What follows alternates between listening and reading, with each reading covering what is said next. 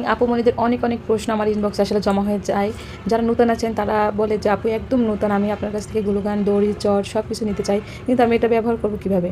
তো সবাইকে তো আর আসলে হোয়াটসঅ্যাপে ফোন দিয়ে ভিডিও কলে আসলে এক এক করে বোঝানো সম্ভব না। তো ভাবলাম একটা ভিডিও শেয়ার করে নিই। যারা একেবারে নতুন আছেন, যারা একদম এটা ছুঁয়েও দেখেননি, তারা কিন্তু আজকের আমার ভিডিওটা যদি সম্পূর্ণ দেখেন তাহলে কিন্তু অবশ্যই শিখে নিতে পারবেন।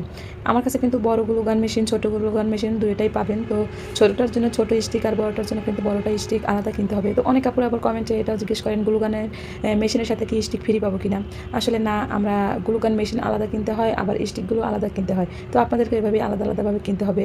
তো এভাবে কিন্তু আমি প্রথমে একটা মাল্টিপ্লাগের সুইচ দিয়ে দিয়েছি। আপনারা কিন্তু দেখতেই পাচ্ছেন একেবারে ইনটেক একটা গ্লুগান মেশিন আমি খুলে নিয়েছি।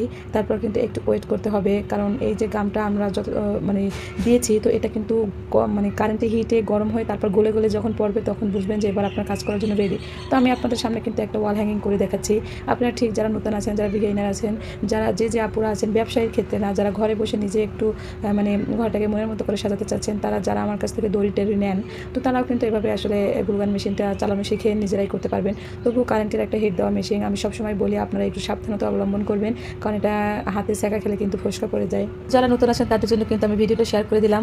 তো যারা পারেন তারা তো আলহামদুলিল্লাহ, যারা পারেন না তারা কিন্তু আমার ভিডিওটা দেখে শিখে নিতে পারবেন। একেবারে A to Z আমি বলে দিলাম, কীভাবে কী কাজ করবেন সেটা কিন্তু আমি দেখিয়ে দিলাম।